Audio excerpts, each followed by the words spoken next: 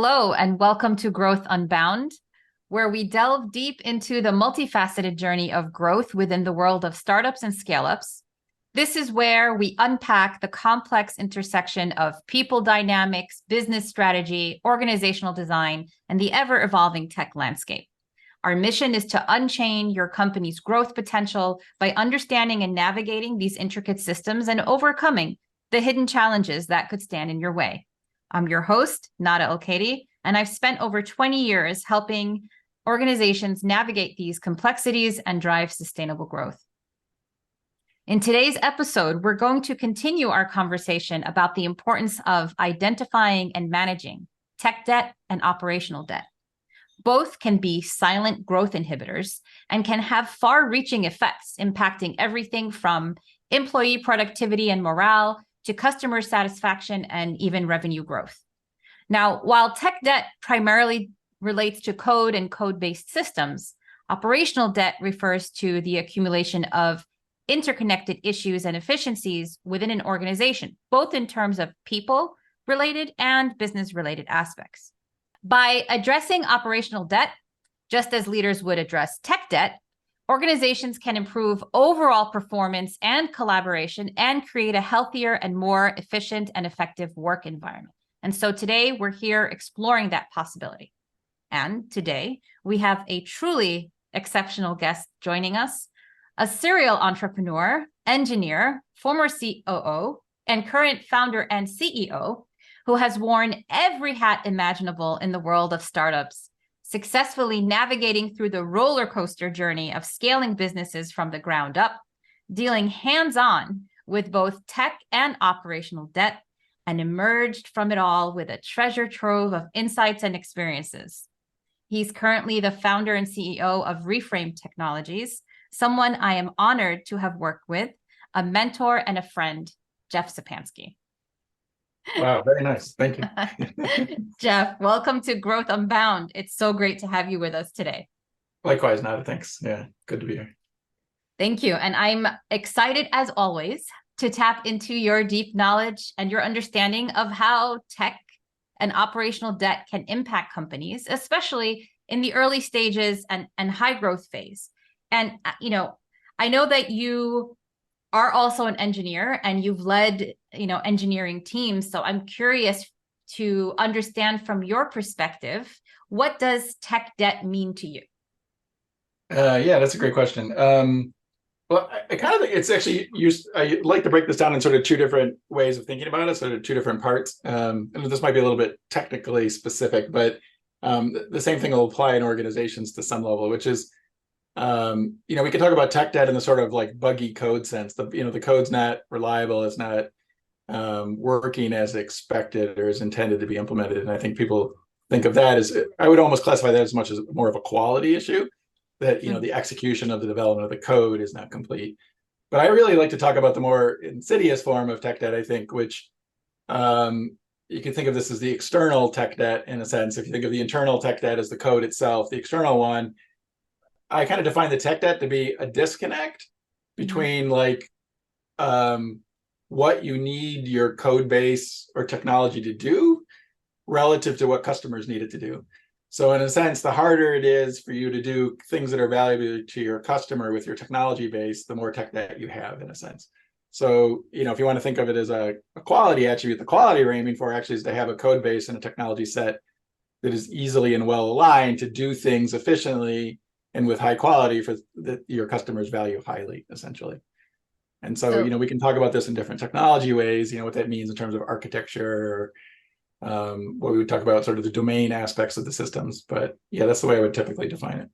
So if we were to simplify what you just said, it would be something akin to we're designing something that is actually going to serve the purpose we're hoping we're designing it for. Right. Did I get that right? Or did I? Yeah, in a sense. Or if you want to sort of put it in like incremental terms, we would say our customers are telling us we want to do X, and the engineers are saying that's going to take a long time. And, it's going to be expensive to build, versus saying like, oh, no problem. That's a few small changes to the code base, and we can deliver that functionality. Okay. Okay, so tech debt means those things are further apart than necessary, essentially. Okay. And what would create that huge gap to make those two things further apart? Okay, yeah. Well, this I like to define it. There's a good word we can use here, which is referred to as a quality attribute. And so, what we're looking for is quality attributes of our code that are things that in the technologies that the code implements match up with quality attributes that the customer has. And usually the signal of this is we talk about and look at the code and the technology blocks in the same way that customers would talk about their problems. So if we were to say, like, I don't know, what's a good common point of reference, like, a doctor's office. We have patients, we have medical records, we have doctors, there's assistants or nurses in these facilities. If we look at the code base and the abstractions in the code don't show up in the forms of things that show up in the real world, that tends to indicate that there's a disconnect relative to technical debt. Right. So if your data tables don't list things like patients and tables for patient records and the list of the doctors and hours of the practice and time to service users, or I guess patients in that case, this idea that what would be good things happening in the doctor's office or things that doctors running their practices would value, if it isn't sort of easy to map those into technology decisions and technology choices, then this is what I would define as tech debt. And easy being relative to what maybe would be possible if you started all over again with the code base and implemented it in a different way that was more aligned with your users. Right. And in your experience, and especially in high growth phases of startups, what has it been like, or how have you managed code bases or tech debt that accrued because, let's say, and of course I'm putting the example out there. I guess before I ask the question, I'm thinking about how, especially in startups, and I've witnessed this as a non-tech person, the code is built, it's created, apps are created, systems are created, it's working.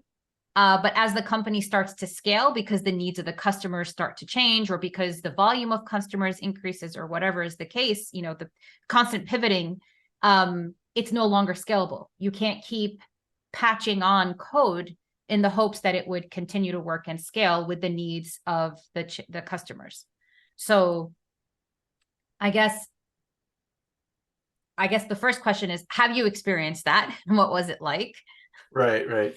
Yeah, I mean, certainly, yes. I mean, it's inevitable to some extent. And, this gets into something where, I don't know if I'm jumping ahead or not, or directly answering the question, but, this idea of, like, we're, of course, as we continue to implement technology, get more customers around our product, in a sense, we start to learn more about our users and start to better understand the things that they value. Those insights with 2020 hindsight would tell us that, the stuff that we had implemented in the past wasn't necessarily structured in the way that the customer really thinks about the problem. Right. And there's some other terminology I like to use in this case, which is trying to highlight a distinction between doing things that are customer compelled, meaning the customer's asking for XYZ feature based on the way they view the product or the technology, versus market focus, which is delivering, in a sense, the differentiated thing that they actually need. Right. And where this tends to come into play is that when we ask our customers about their existing products and things that we want to go do, they tend to give us compelled reasons to develop the code certain ways that sort of don't hold up over time, basically, because both sides, the engineering or the product people and the users, don't have a common vocabulary to talk in. Right. And a market-focused organization actually spends a lot of time developing this vocabulary before going too far with the technology base. So, so another way of looking at the tech debt and how it accumulates is that the early code or the technology that we're delivering, I'm mostly talking about this in the software, but it would obviously apply to sort of any product or even service organization, really. Your technical capabilities were really, the early versions of things are essentially experiments to learn more about the customer. Right.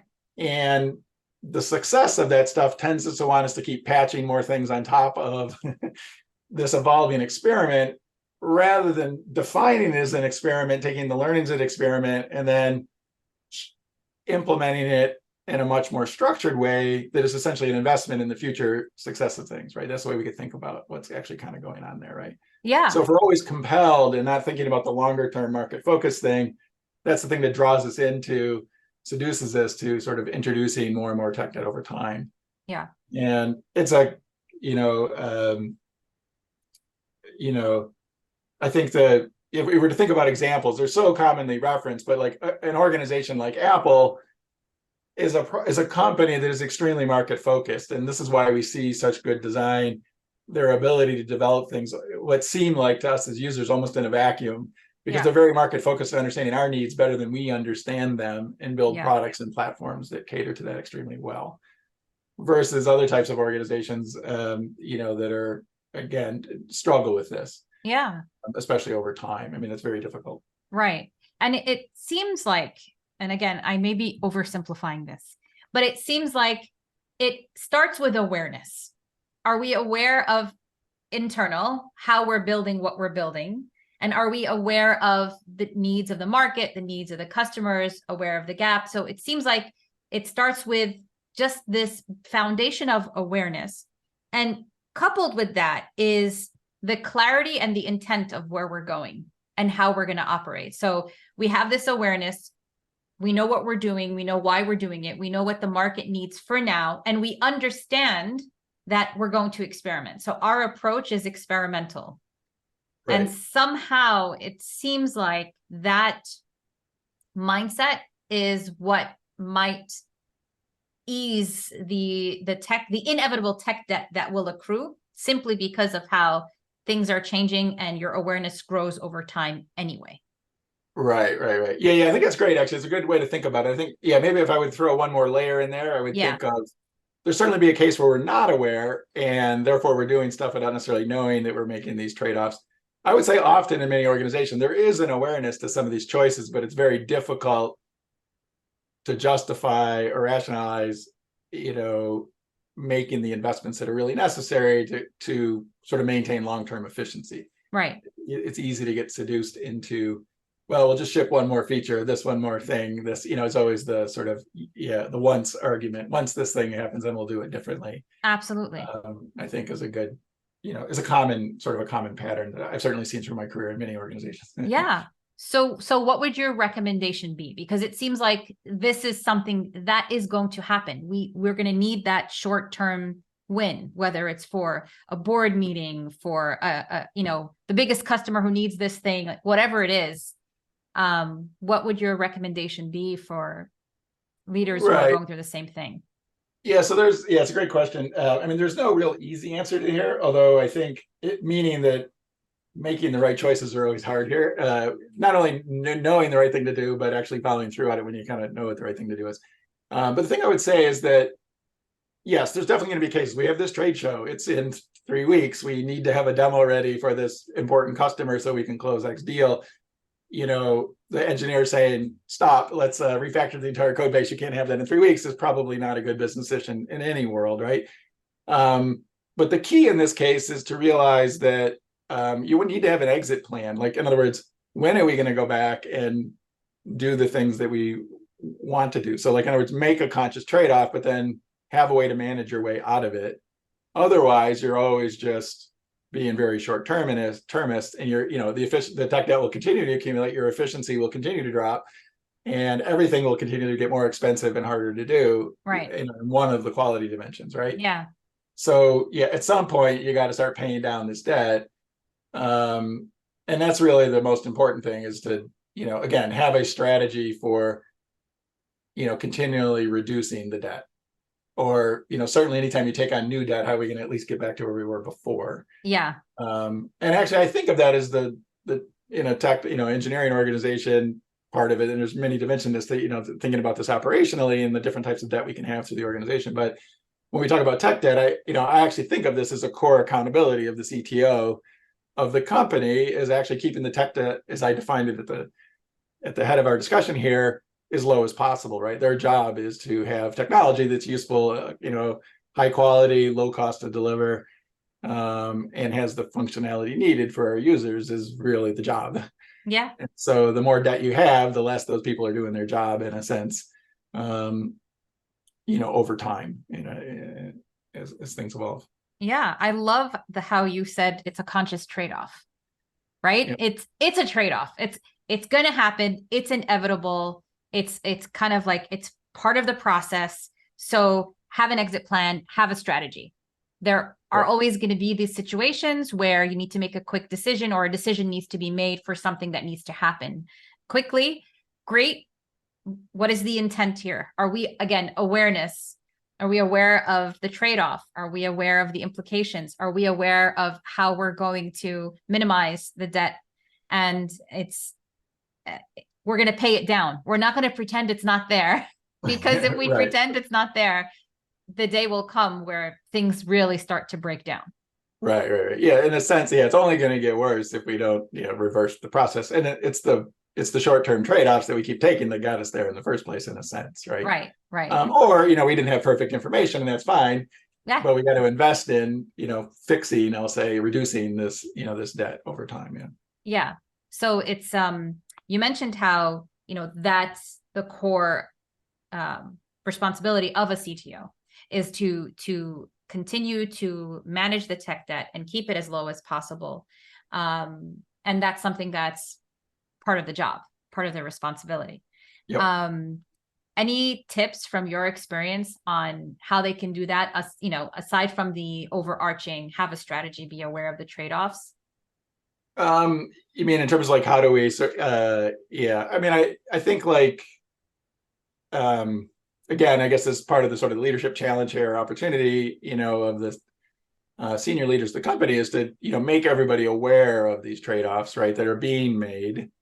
And, as a team together, we can decide to take the short-termist thing because that might actually make perfect sense in the context of the current business. But we got to realize, if we, I feel like I'm repeating myself a little bit, if we keep repeating this, it's just going to continue to get worse. And maybe the one thing I would add in here in terms of suggestions, so it's like bringing everybody on that journey, that if we're not going to do it now, when are we going to do it? And, getting everybody's buy-in that this is necessary. But the other part of it is that, in a sense, these leaders in these different areas should realize, in a sense, their job's on the line, because it will continue to get worse if they allow it. And like, in other words, exercising your agency is probably the best way to move it forward, right? Like, in other words, we're going to stop doing this thing that you keep asking for, because ultimately none of us are going to be happy in the end. And so you don't even necessarily have to have the logical argument. You can just exercise, you want to bring people on the journey, but in the end, you're agreeing to take on more tech debt, and you're supporting and endorsing it by allowing it to happen. Absolutely. And so, the exercising the agency is probably the most important thing you can do here. Is just like, not on my watch kind of thing, right? Right. And allowing something to happen by not putting stakes in the ground, one of your famous phrases, is actually allowing it to continue. So not putting stakes in the ground is almost acquiescing and agreeing with whatever's happening. And there are implications there. And I think what's key and what's critical in what you just said is, we talked about the CTO and the CTO's org, and how the CTO, one of his or her primary responsibilities is to keep it as low as possible and to have a strategy around it, but also laterally with the peers across the org, right? Getting that buy-in, creating that awareness, giving that visibility, and making sure there is an awareness that, hey, this is all of us. It's not just my org. What I do here impacts you guys here in product, impacts you in marketing, impacts you in sales. It's all of us. It's shared. And here are the implications. Sure, we can build this thing, but here's a trade-off. The implication is A, B, and C, whatever it is. Yeah, exactly. Yeah. Another way I like to pitch it too is one other quick tip on this one, which is plan for success, actually, right? So like, always doing the short-termist thing is kind of pretending there isn't a future, or that you don't care about the implications in the future, right? So if you think of like planning for success, then the inevitable short-term trade-off we're making is going to need to be overcome at some point, right? And so if you're planning and resourcing and staffing for success, or as you might recall, I like to say, do it right the first time. It doesn't mean it's going to be perfect, but we do, let's take advantage of every piece of information we have and put it into work. Yeah. if you start compromising at the beginning unnecessarily, trade-offs are okay. Compromise is not okay in a sense. Um, and so invest in doing it right, because we're here for the long haul is the way that I would, advocate thinking about this always. Yeah. Right? And that starts with So your agency, basically. Yeah. it definitely starts with agency. And I think that's, it reminds me of just the concept of, life is not happening to you. You are happening to life. So you have agency. So you mentioned trade-offs are okay. We talked about what those look like. Compromise is not. What would be an example of a compromise that is not okay? Well, that's a good question. Yeah, you put me in the spot of what would be a good example there. I think like, well, a compromise is when we do it because so and so is hard to work with, and we don't really want to have that that tough conversation with them, right? It's just taking advantage, not using all the tools at your disposal to get done what you believe is, or believe is the right thing to do. So it's usually in the interest of expediency, essentially people's feelings, things like that. I'm not suggesting those aren't important, Right. but we tend to shy away from scary stuff, and that's where compromises come from. It's like when we say so and so made this decision, we couldn't do it the way we wanted. Well, did we really tell them what we actually wanted? Right. Was it really clear to them, and did they actually say no? Right. And so again, this really ties back into the agency. But I think, yeah, to your question around compromise, it kind of just means we didn't look in the scary places or take on the scary things, I think, is what that would become. It kind of sounds to me almost, I get what you're saying, but I feel like compromise is not a strong enough word. I feel like maybe my mind keeps going to integrity. Yeah, actually, But no, it's actually a really good word to use. I mean, people tend to misconstrue it, but it is, you could argue it's a lack of integrity. Right. So, and we can talk about integrity in sort of 3 dimensions. And this doesn't mean like, untruthful or, Right. Unethical. Right. Integrity, I would usually break down into 3 categories, which is physical integrity. What is the thing we're actually trying to generate, the actual outcomes, the things we see and feel. And then there's emotional integrity, which is how people are made to feel, and, experiencing, people at an emotional level, essentially how people are made to feel. And then the spiritual level, which is really beliefs. What do we believe? What is our cultural elements around how we do things? So in a Jeff Szczepanski organization, we're going to say, do it right the first time. That's a core belief. I can't defend that on first principles. It's just a belief we have. We're going to operate as if we're successful. We're going to be successful long-term. That's another belief. We choose to believe that we're going to be successful. Therefore, we behave in certain ways and make certain choices. And so, yeah, those, to your integrity point, I would think of as the 3 dimensions of integrity. Got it. What do we want as an outcome? How do we treat people and make them feel? What's okay to do and not okay to do? And the spiritual elements. I love it. I love it. And yes, it's very Jeff Szczepanski. And it seems like the compromise here that's not okay is don't compromise your values, your beliefs, whatever the pillars are that are at the foundation of this organization, whether it's a team, whether it's a company, doesn't matter. You can have a trade-off within the context of the integrity that you're maintaining with your values and your beliefs. Right. Yeah, actually, so I think you kind of said this, but to circle back to the compromise point, I guess I have a nice definition for compromise now, which would be behaving in a way not consistent to your belief, to your beliefs and values, essentially. Yes. Right? That's a compromise then. Yeah, agreed. And I think hand in hand with that is communication, right? You had mentioned, but did you really have that conversation? Like you said, this person's probably not going to want to do this, but did you actually have that conversation? So a lot of times I feel that what I've noticed in terms of integrity, and again, you said it's not like necessarily being unethical. No, it doesn't have to be that extreme. It's, hey, did you do what you say and say what you did? Did you actually have the conversation? Did you update this person? Did you properly set or reset expectations? I feel like all of that can get bucketed under integrity. Yeah. Great point. Yep. And I feel like now that's like a bigger concept, and we can take integrity, trade-offs, compromises, planning for success, the core beliefs, and we can absolutely take it and apply it to outside of just software development and systems and code-based systems, and apply it to just how we operate as people, as organizations, and how we how we move. But before I get into that, I'm really curious. What have you seen, whether firsthand or read about, what have you experienced when tech debt is not dealt with, is not minimized, is ignored, and just piles up and piles up? Yeah, well, earlier in my career, I was a co-founder in a consulting company where we were, consulting around digital engineering development, mostly trying to help people with like analog legacy products, digitize them with microprocessors and software. And we would get involved in the projects. And so there were sort of two scenarios. One was, people had these existing products and product lines were either analog and we were there to bring a digital system into play, or they had a first generation digital system that was sort of bursting at the seams and somebody had sort of leapfrogged them into the market. And so we had several different clients that would have, basically, fundamentally really, really needed help.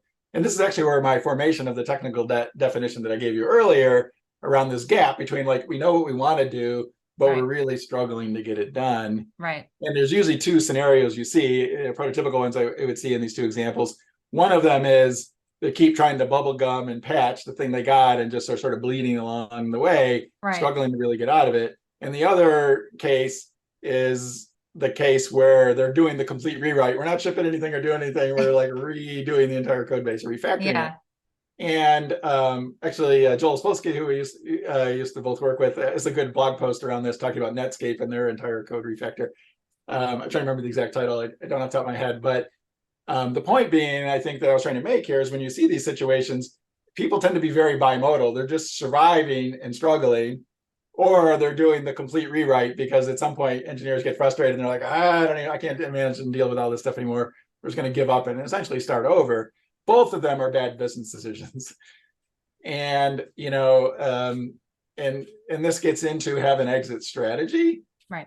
That really tries to get practical about how we're going to invest and take bite chunks out of this and work our way to it. And so like, yes, define where we're going, but realize we got to keep the car moving down the road, supporting customers, and change the tires and repaint it and, and enlarge the size of the trunk while it's still moving down the road is a necessary thing. And this gets into this is obviously complicated to pull off, but the two other things are worse. You just don't necessarily realize it. Right. The two extremes. Stop everything, give up, can't deal with this, restart, or holy crap, keep patching. We just need to keep our head above water. Right? What is the worst you've seen happen to an organization because of that? I mean, business failure for sure, right? I mean, they go out of business, or certainly lose leadership in the marketplace, and swapping out of management teams or technical teams. I mean, you see this in every front, in all domains too, and obviously not just engineering, when companies struggle for the reasons they do in these areas. Right. And another famous, favorite, I should say, term of mine is, about breaking the dichotomy between these two streams, right? We see these two choices, but the best choice is almost always somewhere in between. It's an oversimplification of the world to say we're going to do the A or the B. There's always, C, D, E, F, and G options in there. We just need to define what we want, and let's start making choices that work our way towards the outcome. Agreed. And I think by default, we do find ourselves in this very polarized way of operating. I mean, as oversimplified as it seems, we do tend to, and just default to that. A or B, we're going to do this or that. Right. So, Well, as humans, we're problem solvers, right? It's like, saber-toothed tiger, jump into tree. We react. Yeah. When our brain is telling us there's a life-threatening environment going on, but it's actually not life-threatening in most cases. Right. And therefore, let's strategize a bit more about how we're going to get our way out of this. Yeah, it's almost like a pause. Wait, hold up. Let's zoom out a little bit. Let's take a breath. What's really going on? Let's assess. Let's expand our awareness a little. So segue into operational debt. I threw it around a couple of times, and I'm curious, what comes to mind for you when you just hear the term operational debt? Oh, that's a good question. The honest answer is frustration. You know what I mean? Like, I was seeing it in other people or experiencing it. Like people are frustrated. seen, disengagement of people, in a sense, a lot of compromise going on in different things. And I think, if we're going to highlight technical debt versus operational debt, I mean, technical debt is the operational debt of the engineering team in a sense. Yes. And the things we build are a reflection of the leaders and the organizations that the leaders put together to do things. And so there's clearly a direct parallel there. And I think it's probably just the more generalized version of the tech debt, which is what does it mean to have marketing tech debt, or teamwork tech debt, or trust debt amongst people on the team and things like that. I think is what comes to mind. Yeah. And, I even, before I even came close to identifying this thing that I'm leaning towards calling operational debt, even for myself, I remember years ago, I think it was 2019, I don't remember, but I had come to a very difficult decision where I just decided to walk away from tech, from my position as an executive at a startup. And my reasoning and my thinking was, I've accrued so much tech debt in my life that I need a pause. I need a timeout. I need to reassess how I operate, how I do things, because I know it's not scalable, and I know I'm going to break down at some point. Now, I'm not necessarily suggesting, that everyone pause and stop everything, but I knew that I reached a breaking point, and I was calling it tech debt because of the way, just how I was doing things, running on full throttle for, God knows how many years. I realized that, whoa, so many things have changed. New elements have been introduced in my life, and whatever I'm doing, however I'm operating, is not working anymore. So I needed to take time away and reassess and figure out, kind of like whether you're building an application or a product, what does the customer want? What does my life need? What is the outcome that I'm working towards? And how do I build so that I am aligned in my systems to that outcome? Nice. Yeah. Great first step. Decide what's going, basically, right? Yes. Yeah. So why are we here?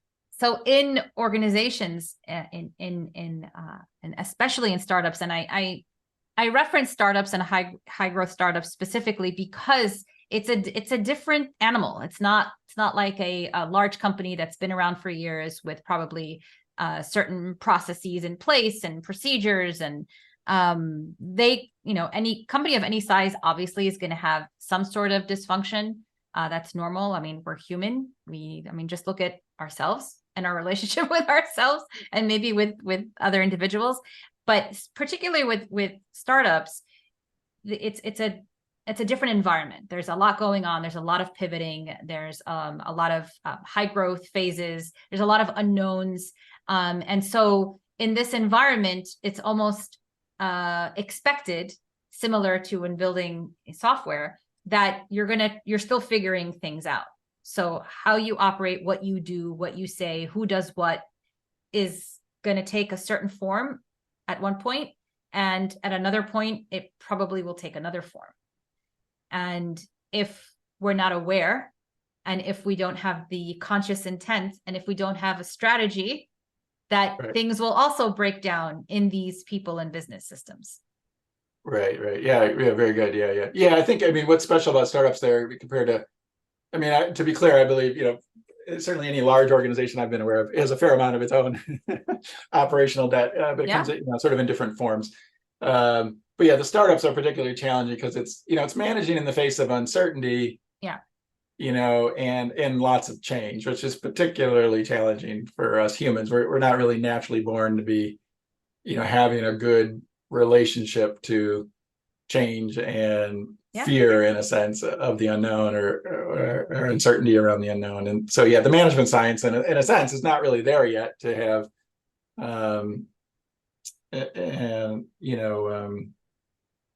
what I would, consider to be highly operationally efficient, operationally excellent organizations, right? Even things at scale that are more stable doesn't exist in a lot of cases, but exactly. Yeah. And, the parallels that I see between, tech debt and operational debt, from our conversation, there it's almost so clear. I need to just take a moment to make the connections, but it's similar to the patching, right? Like a lot of times, and I've experienced this even as like my team would grow, or how we would work cross-functionally, or how there's so many blurred lines between who's responsible for what, who does what. Here's the KPI. Okay, who owns it? Who shares it? How are we going to work towards it?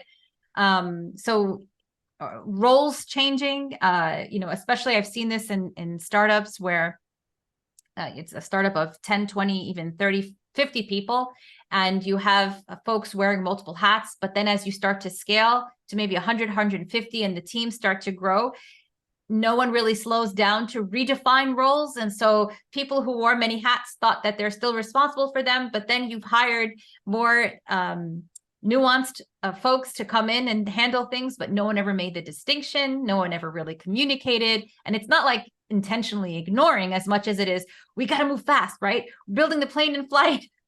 It's a phrase I hear all the time. And so things like this, right? It seems like these are some of the patching that happen on a human / business level that is not necessarily code related, that will over time start to have implications of breakdowns and inefficiencies, and can lead to an organization's demise if not addressed. Right. Yeah, favorite one of mine in this area, I think, like, if we look at what's going on there, you alluded to like people's roles and stuff, that the role clarity, and in particular, it's really interesting in our technology and the way we tend to project manage and work on things. We talk a lot about responsibility. Here's this task that Jeff's going to do. Here's a different task that Nada's going to do. But the thing we tend to skip over in this is the accountability question of like, who owns the decision? Who's actually ultimately accountable for the outcome? Right. And getting accountabilities in the organization really clear as things evolve is really probably, other than that and a clear strategy that people understand, are really the two key hygiene factors in an organization that I think, because of the change in startups, because of the growth, the uncertainty, the experiments, unexpected outcomes, are we spending as much time working on those things as just, day to day trying to deal with what all the inbound is telling us to do, in a sense. Right. And it seems like in the day to day, it seems like these issues are treated as not important. So they're kind of it's pushed to the side. What's the big deal? Why can't everyone just, do their job? Even though to this point, the job isn't super clear. But like even in, and I remember coming to you many times frustrated about certain things because there was still ambiguity around where responsibility lied, or there was a goal that was articulated, but the strategy wasn't clear, and it was shared across functions, and that can create frustration because we're not sure who does what are we really working towards. And I remember coming to you many times and you putting the onus back on me. Well, you see it. What are you going to do about it? Right? It's the whole concept again about agency. Why, if I'm frustrated, then I am putting the onus and the blame on something outside of me, and I'm a victim now in life, right? Life is happening to me, as opposed to, okay, you see this thing, clearly there is a gap. Okay, what are you going to do about it? And just that simple concept, got me to be like, holy crap! All right, I guess I need to talk to this person, this person, this person. And obviously, it wasn't easy. It wasn't simple, but it was simple, but it wasn't easy. It's just go have conversations, talk, clarify things, figure out what's going to be done. And the cost of not doing that was going to be us not achieving our goals as an organization, was going to be people not just getting frustrated, and depending on where each person is in their own growth journey, it can create gossip, it could create clicks, it can create breakdowns, it can decrease morale, you can have high churn. I mean, the implications are so great, but we tend to, and again, I'm saying we because I've noticed this just firsthand, just like sweep it to the side, and then suddenly it becomes an HR issue. Oh, in the latest engagement survey, like morale has gone down by X%. All right, HR, you got to help us figure out what we're going to do now. When in reality, we've collectively created this and we're still not dealing with it in a way that is looking at it holistically. Right. Yeah. It's hard to, right. Yeah. This is thing, as you would know from our conversations, I mean, these are always leadership opportunities. Yeah. And you really can't, like, I think your implication there is that you can't really outsource these things to the people team. In other words, the people team's there to actually support the managers doing their jobs. It's not something that the HR team should be owning, if you know what I mean, in terms of this. Like, this is the job of leaders. And in a sense, seniority of leadership directly equates to people's ability to, exercise their agency to own the problem, even if it's not your fault, it maybe is your problem, kind of thing. Yeah, and absolutely. taking on ownership of things, as you were describing in your example, it's a perfect opportunity to lead within the sphere of your accountabilities, basically, of what you actually own, or help make sure those accountabilities are clear in many cases where they're not. And that's why the whole organization's struggling to sort certain things out. Yeah. And accountability and role clarity has come up a few times in our conversation. How important is it to have role clarity and accountability in your perspective? Yeah, I mean, it's really almost like job number one. And I think about it, spent several years as a COO scaling organizations, and the accountability of the COO, I really think of as organizational or operational excellence. That's the thing you're trying to make happen, empower people with the tools and systems to do their jobs efficiently. And I think every single hire you make, every change the organization you need to make, growing of teams, all of this in the end really comes down to, do people understand exactly what they own? What are they actually accountable for? We can delegate stuff out, delegate out the responsibility, but are we actually accountable for making happen? What does success look like? Yeah. And so, probably the three most fundamental things are, what strategy are you following? So the why are we doing stuff? What's the definition of success? And do you understand your role in that? What tools do you need to be successful? Is really where all of this sort of begins and ends in many ways, right? And so everything else you'll see is usually a symptom of those things not being clear or well understood. You know what I mean? Meaning either definitionally or not understood by the people trying to hold those accountabilities. Right. So I remember the why was something that you kept bringing up when we were at Stack. What is the dream state?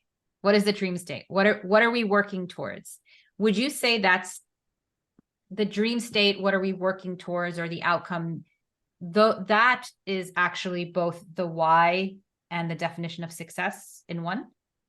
Yeah, well, you can think of, I guess, if I understand what you're getting at, it's a separating out what the goal is. That like if we were to imagine we were successful doing what we wanted to do, it already happened, we're seeing it right now. Like, what would you describe? So it's like, so you want to try to describe as clearly what success looks like as the outcome, but there's of course many different ways to get there. Right. And this, we tend to lock into the solution to the problem separate from what the actual solution itself, right? So and this will sort of tie back to technical debt if we really spend more time on this, but this idea that where are we going, and why do we want to get there as part of this? This is our dream state, this is what we're trying to create, and then realize that the choices we're making are actually just implementation steps to get there that are very flexible, right? We can many different ways of getting there. Oh, here's a roadblock, this is behind, this went unexpected. We're getting into the area of authoring, basically. Instead of just saying X happened, what do we want to do? The only systematic way of solving that problem is certainly knowing where we want to go, right, and consider the new information to help adapt based on our situation, right? So like a simple thing maybe to think about is, just to make this a little bit more concrete, we think of revenue predictability, right? So we want to project or predict what revenue we might have this month, this quarter, this year. And I think a lot of people think of it as it's a planning exercise to come up with the right number to exactly determine how much revenue we should have. Right. But I think a better way of looking at it is saying, what do we think is possible and why? And revenue targets are hit not by having a crystal ball of understanding everything's going to happen. It's actually in authoring your way towards the outcome that you want. Yes. Every day you get to wake up and make choices around how you want to, what you can do based on the new information you have. And in a sense, locking in on one particular path to the destination is what gets you in trouble. Right. Absolutely. Because information is going to change. Those were all made with assumptions. And this is where the why comes in. It's like, well, why did we make that decision? Oh, well, wait a minute. That changed. That makes this all different. We want to do this instead now. Right. And so not locking in at the task level, but always thinking about the strategic destination, that shiny place on the hill that we're all trying to get to. It might take the road, might climb the cliff, yeah, might tunnel through the place. There's lots of different ways of getting to there. Which one are we doing and why is really, sort of core to this. And then back to whose responsibilities and, who's in charge of the digging equipment versus, driving the truck.